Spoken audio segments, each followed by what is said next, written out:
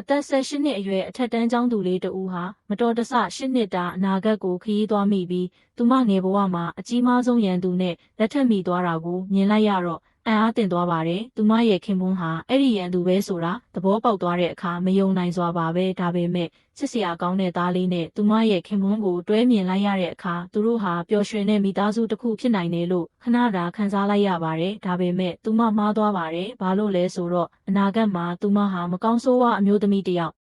ကိုဖျက်ဆီးတတ်တဲ့လိမ်လည်သူတစ်ယောက်ဖြစ်လာခဲ့လို့သူမရဲ့ခင်ပွန်းကသူမကိုမုန်းတီးခဲ့တယ်ဆိုတာသိလိုက်ရတယ်။နေတိုင်းမိတ်ကပ်အထူကြီးလိမ့်ပြီးသူမရဲ့ခင်ပွန်းရဲ့ချမ်းသာကြွယ်ဝမှုတွေကိုတုံးဖြုံးကာရုပ်ရည်မရှိတဲ့စင်ရဲသားကောလိပ်ကျောင်းသားတစ်ယောက်ကိုအထင်ကြီးအောင်လုပ်ခဲ့ပါတယ်။ဒါကိုသိလိုက်ရတဲ့အခါအမျိုးသမီးဟာကိုအရန်ဒေါသထွက်ပြီးငါဒီလောက်ထိနှိမ့်ကျသွားနိုင်တယ်ဆိုတာမယုံနိုင်စရာပါပဲ။အမှန်တရားကိုရှာဖွေဖို့သူမရဲ့ခင်ပွန်းရဲ့ကားမောင်းသူကိုသူမရဲ့မိဘတွေအိမ်ကိုပြန်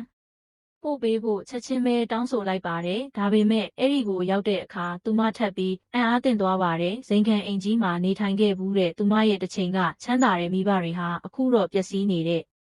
တဲအိမ်တစ်လုံးမှာအသက်ရှင်ကျန်ရစ်နေကြပါတယ်။သူမတကားခောက်လိုက်တဲ့အခါသူမရဲ့ဖခင်ဟာတရေတကောင်ကိုမြင်လိုက်ရသလိုတုံ့ပြန်ခဲ့ပါတယ်။ဒါပေမဲ့ခဏအကြာမှာတော့သူမကိုအထဲဝင်ခွင့်ပေးလိုက်ပါတယ်။အဲ့ဒီမှာသူမအမှန်တရားအပြည့်စုံကိုသိလိုက်ရတယ်။အိမ်တော်မပြုခင်ကသူမနဲ့သူမရဲ့ခင်ပွန်းဟာအလွန်ချစ်ခင်ခဲ့ကြတယ်။ဒါပေမဲ့ကလေးမွေးပြီးနောက်မှာသူမရဲ့အပြုတ်မှုပြောင်းလဲသွားပြီးတခိုးပြီးထောက်ပံ့ပေးနေတဲ့ចောင်းသားကိုပဲဆွဲလန်းသွားခဲ့တဲ့မိဘတွေကိုလည်းပိုင်ဆိုင်မှုအားလုံးကိုအဲ့ဒီကောင်လေးစီလွှဲပြောင်းပေးဖို့အတင်းကြ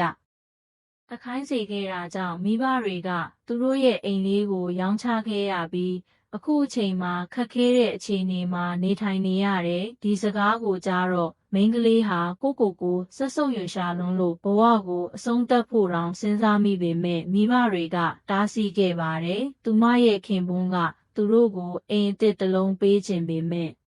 သားမက်ကိုအားနာရလို့မယူချင်ကြဘူးလို့လည်းပြောဆိုကြပါတယ်တစ်ဖက်မှာတော့သူမရဲ့ချမ်းသာတဲ့ခင်ပွန်းကဇနီးရဲ့အပြုတ်မှုပြောင်းလဲသွားတာကိုမြင်တော့စိတ်ပြက်ချင်လာတယ်။သူစုံစမ်းတော့ကောလိပ်ကျောင်းသားလည်းသူ့ဇနီးအိမ်ဝယ်ထားတဲ့ရှန်ဟိုင်းမြို့ကိုသွားဖို့လက်မှတ်တစ်ဆောင်ဝယ်ထားတာကိုတွေ့လိုက်ရတယ်။သူတို့နှစ်ယောက်လျှို့ဝှက်တွေ့ဆုံနေကြဆဲပဲလို့ယုံကြည်ပြီးသူသတိထားမိသွားတယ်။တစ်ဖက်မှာလည်းမိန်းကလေးဟာအနာဂတ်မှာအန်နာရဲ့နှုတ်ဆက်ပွဲဖျော်ဖြေပွဲကိုတက်ရောက်ဖို့စီစဉ်ထားခဲ့တယ်ဆိုတာသဘောပေါက်သွားတယ်။ဒါကြောင့်